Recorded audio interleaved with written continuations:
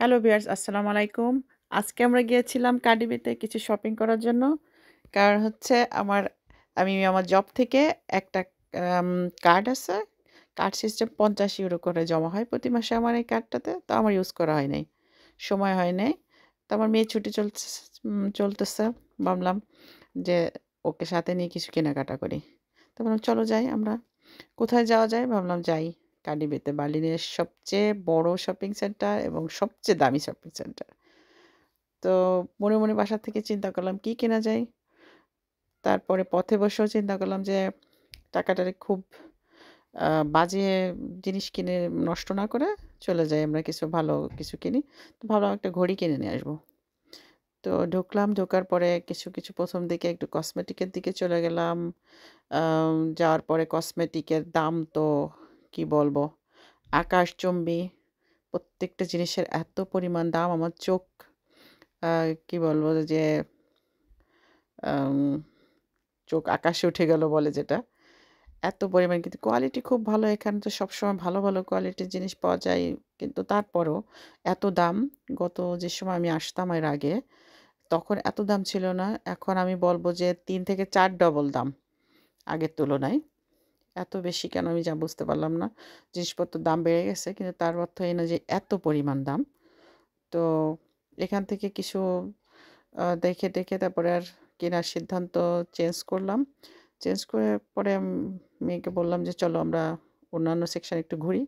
তারপরে এখানে যে চলে আসলাম পারফিউমের এখানে। এখানেও কি আর বলবো, এত পরিমাণ দাম। তো ছেড়ে দে মা কান্দে বাঁচি অবস্থা। তো এখান থেকে সরে চলে গেলাম আমরা অন্য কোথাও। আ এখানে ঘড়ির কাছে চলে আসলাম। এখানে এসে দেখলাম বিশাল এক ঘোড়া দাঁড়িয়ে আছে। শো শোপিস হিসেবে রেখে দিছে। এখন আমার মেয়ে বসে আছে ঘড়ি দেখার জন্য। তো এখান থেকে আবার চলে গেলাম, উঠে গেলাম। ঘড়ি ওখানে তেমন ছিল না। এরপরে আসলাম একটু ঘুরে দেখলাম ঘড়ি।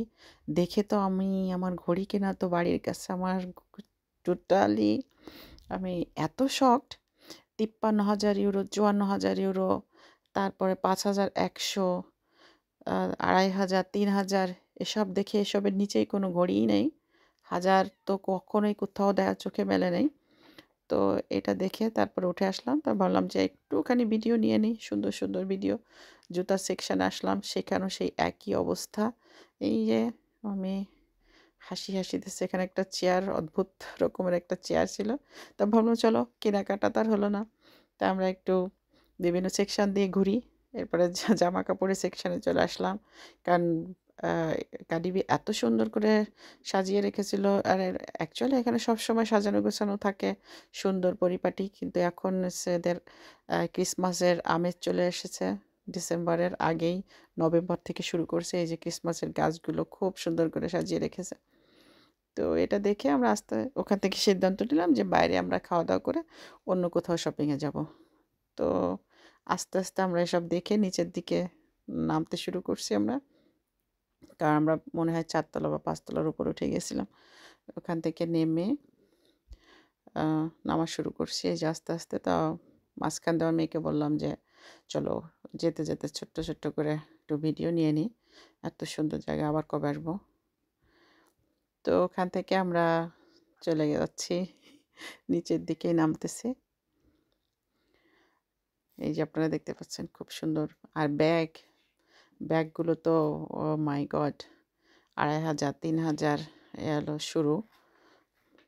এর আগে অনেক আগে একবার আসছি আমি, তখন €১৫০০ য় ব্যাগ দেখতে পেয়েছিলাম। আর এখন অস্বাভাবিক দামে। এই যে আমরা চলে আসছি বাস স্ট্যান্ডে। এখানে উঠে দোতলা বাসে, ও বাস খুব পছন্দ করে। সেখানে বাসে উঠে আমরা রওনা দিলাম বাসার দিকে।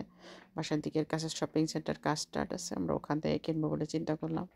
তো দোতলা বাসে উঠে আমরা পমিস কিনে নিয়ে বসে খেতে চলে আসলাম বাসার দিকে। এই ছিল আমাদের আজকের ব্লগ ভিডিও।